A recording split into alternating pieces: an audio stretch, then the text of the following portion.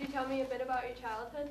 What it was like growing up? Yes, I certainly will. I was raised over in western Stevenson County, a town of Lena. I was born Friday morning at 6 in the morning, if we want to get definitive, in a small village called Little Sutton, which was about 8 to 10 miles south of Liverpool.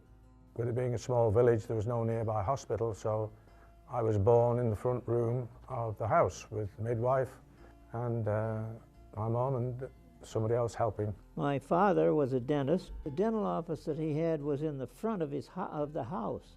Our house was fairly good size, and it was right on the main street. And the front room was his office, and in fact, our living room was his waiting room. The grade school was about, maybe 4 or 5 blocks from us, and of course we walked to grade school. Average day in good weather was just walking about a mile to school every day and a mile home. School was uphill, by the way. And then in the winter, it got kind of tough because we had to walk the same mile through about knee-high snow and stuff, and it was pretty tough getting there.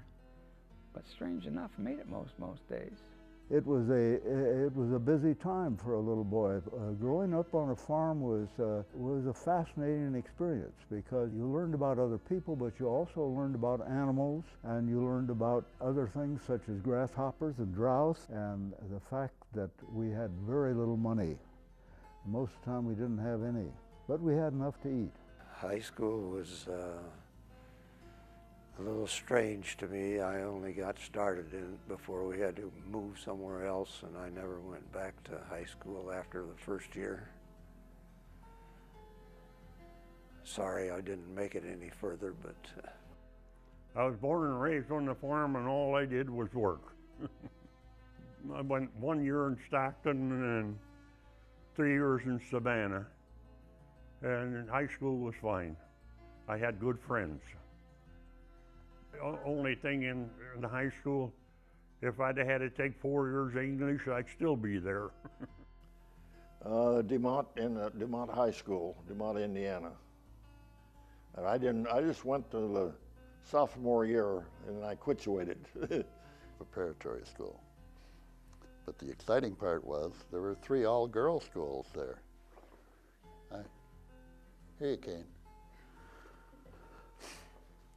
And we were the only boys in town as such, so Friday night and Saturdays were very nice.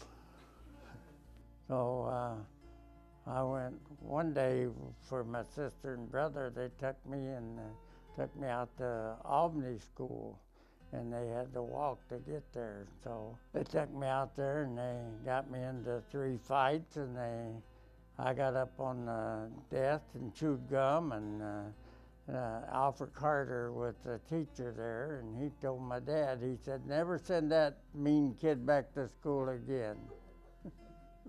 While I was in the phase of high school and skipping school all the time, I had a friend whose uncle owned an airplane, and he and I would skip school and go out and fly his uncle's airplane. I don't think his uncle ever realized that we were putting as many hours on that plane as what he did. We got to be pretty good at it, and that's where I learned to fly. Met her in high school sweetheart. We just hit it off, that was all. And there was 3 of us in the Model T, and there was 3 girls walking around the square. So we stopped in front of the theater, and as these girls came up, we each picked out the girl that we wanted to meet, you know. So I picked out this one girl. She was the oldest, and we introduced ourselves, took her to the movie, and that was how it came about.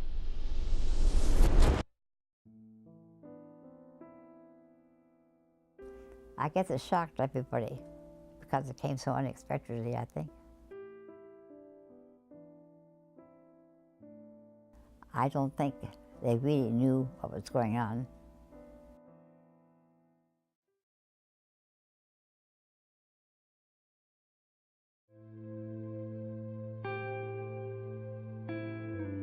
Well, it was an all-out effort to reach a common goal. Everybody sacrificing, pitching in and doing more than your share, and just get it done. You know, to me, World War II was a fight for survival. And you were knowing, you always had the feeling you were doing it for a good cause. In other words, they didn't think we could do it, but they did it here. That helped. I guess the hardest part is not having enough money and struggling to get the things we wanted or needed. We all gathered up all the metal, anything that was metal that went to the war. We had mold sewing machine I had, all those kind of things were gathered up and sent overseas, I hope. You know, everyone did what they had to do. They worked together, whether if you need a cup of sugar or whatever it may be, somebody supplied it, I guess. It was a time when naturally everyone's door was open and I would go to everyone's house and they would come to our house and walk in the door. Everyone on the whole block was a friend. Now people don't even know their next door neighbor. It was on the 8th of January when rationing started. You could get 1 egg, 4 ounces of meat or bacon, 2 ounces of butter, 2 ounces of tea, 1 ounce of cheese, or 8 ounces of sugar a week. Well, I tried all day, all morning, to think of something that we ate as a majority, and I came up. We used to get the beans and things as once a month, I think. There was you'd go to the pantry and you'd be entitled to a package of box of food, like oatmeal, things that you would eat, dried food. And that's about, but otherwise, we didn't suffer for lack of food, but we didn't gouge either. Bread was hard to get, bananas were hard to get, meat was hard to get. I think we ate some horse meat, and I don't think it hurt. I think it was all right, as far as I remember. So the British government went to a system of rationing for the whole populace, and for the normal person between 16 and however old, they got a buff-coloured ration book. For pregnant and nursing women with children up to 5 years old, they got a green ration book. And this meant they could get more things. You got to be very frugal, if you know that word. And when it was my birthday, I mean, I didn't realize at the time, but Mum baked a cake. Well, for that you need 4 or 5 eggs, you need butter. She had to save up, and we did without eggs, so they saved the coupons up until the next week, where she could get 6 or 8 eggs. World War II was more of a threat to us as a country, as being invaded and taken over. The other 2 wars were smaller, and they were, of course, none of the wars were here, but I don't think anybody ever felt that we were actually going to lose our country and become subjects of somebody else because of them.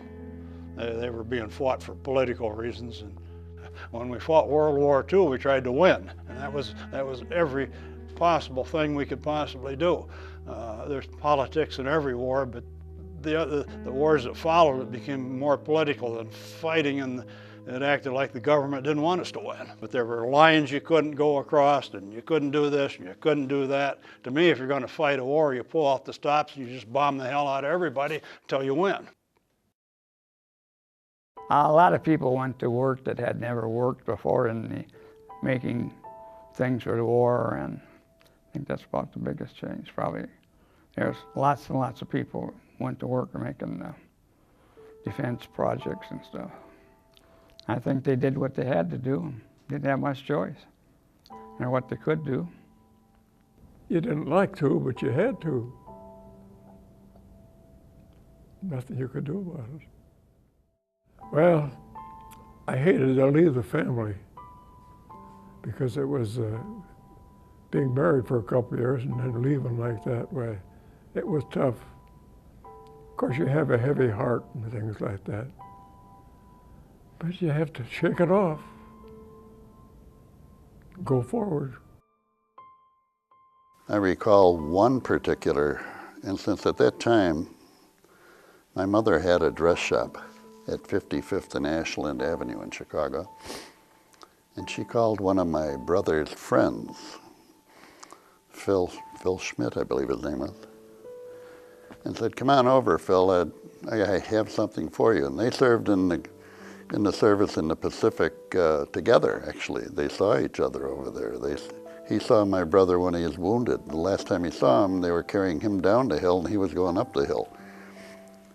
So she called him and he came over, and my brother walked out from behind the back room, and this Phil Schmidt, the big soldier, passed out. He fainted away. He said, "My God, I thought you were dead, Wink." He said, "I thought you were dead."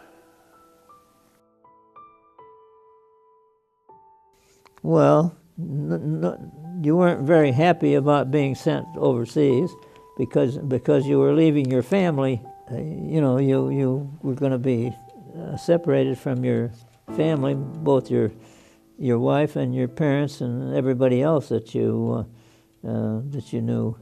And then once you realized that that's the way it was going to be, you immediately you felt better and you adopted. In other words, you adopted your feelings and your activities to wherever you were going to be sent. But of course, you missed being where you really wanted to be. In other words.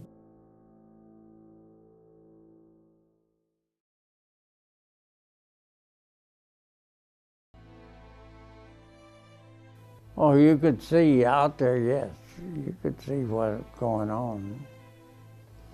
Sometimes they'd be piled up on the beach and where they got hit with gunfire and stuff, But that you're supposed to shut out of your mind about it. You weren't supposed to talk about it. We sustained a torpedo hit from a plane, and this plane came over an island. We couldn't see it even, and headed right straight toward us. It had one torpedo. They dropped it. It blew a big hole. I think it was about probably 6 foot, pretty close to 6 foot in diameter, right in the side of the ship. It was about 5 minutes after 3 in the afternoon. That I could remember that as if it was yesterday. That mortar shell landed pretty close to me. I got hit in the shoulder and was lodged in my back. I didn't know I was wounded as bad as I was. And how I kept from bleeding to death till we got back, I don't know. The Germans had us zeroed in with mortar shells, and I heard them coming in, and I hit the ground, and one lit about so far from me and got me on both arms and both legs. We went up and we dropped down to only 200 feet off of the sea. And we said, we're going over and we're going to check out this blacked out area. When we got over there, we met up with some of the fiercest ground fire. My first sergeant says, "Let's go over and see if we recognize anyone." Well, my squad, which is only 5 men beside myself, and we was over standing and watching for the GIs go by, and here a plane comes in, and it was like a British Spitfire. And we run some machine guns. Well, I got the machine gun first, and I was standing there, and the plane had already dove and gone. I was standing there with my hands on the machine gun, or It comes right by the critters. Lo and behold, that plane come back again.